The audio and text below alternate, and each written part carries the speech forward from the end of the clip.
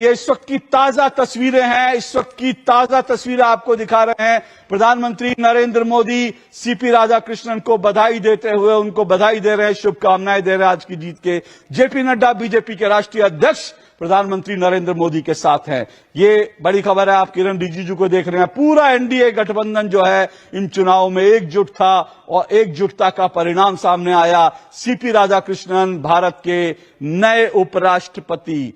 तो जो है नए उपराष्ट्रपति को शुभकामनाएं देने प्रधानमंत्री नरेंद्र मोदी गए और उन्होंने फूलों का गुलदस्ता दिया और फूलों का गुलदस्ता देकर नए उपराष्ट्रपति का उन्होंने शुभकामनाएं दी, बधाई दी। एक नई जिम्मेदारी सीपी राधाकृष्णन को, महाराष्ट्र के गवर्नर थे, झारखंड के गवर्नर रह चुके हैं, तमिलनाडु से वो आते हैं और अब उनके जिम्मे एक नई जिम्मेदारी है। भारत के उपराष्ट्रपति की राज्यसभा को चलाने की जिम्मेदारी है सीपी राधाकृष्णन पर और एनडीए के लिए एक प्राउड मोमेंट, एक गर्व का पल, गर्व का क्षण है ये एनडीए के लिए। प्रधानमंत्री नरेंद्र मोदी शुभकामनाएं देने सीपी राधाकृष्णन के पास गए और उन्हें शुभकामनाएं दी। कुल मिलाकर 15 वोटों की सेंध लगी। बड़ी जीत है सीपी राधाकृष्णन की। और लगातार कुछ लोग ये विश्लेषण कर रहे थे कि जो है तेलुगु देशम, तेलुगु बिड्डा के नाम पर, तेलुगु प्राइड के नाम पर जो है बी सुदर्शन रेड्डी को वोट कर सकती है, लेकिन उल्टा हुआ।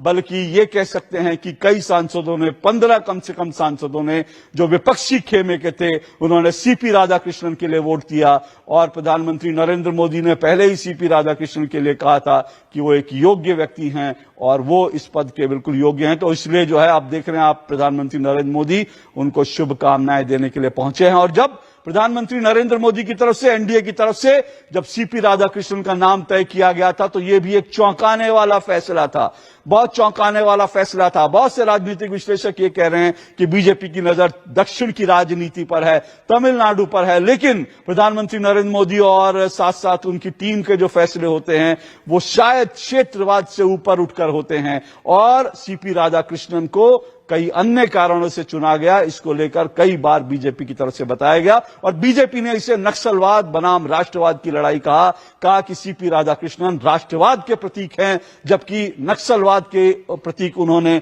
बी सुदर्शन रेड्डी को कहा, क्योंकि सलवा जुडुम को लेकर उनका एक फैसला जो है उसको लेकर बीजेपी पूरी हमलावर रही विपक्ष के उम्मीदवार की तरफ। और यह भी कहा नक्सलवाद से लड़ाई में उनके उस फैसले ने नक्सलवाद के खिलाफ जो लड़ाई थी उसको कमजोर किया, जबकि बीजेपी सरकार, एनडीए सरकार लगातार नक्सलवाद को खत्म करने पर आमादा है।